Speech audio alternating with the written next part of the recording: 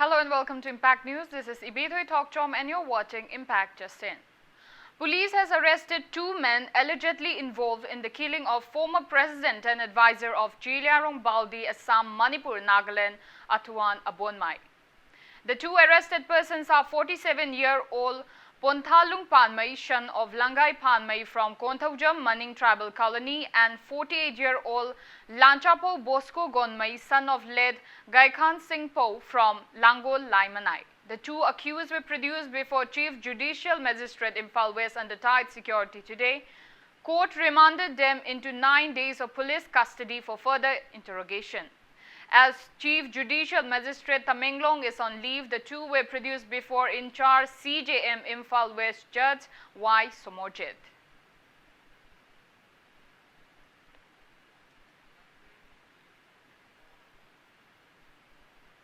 Seized items, hammers, spade and other items allegedly used to kill Atuan Abonmai were also produced before the judge.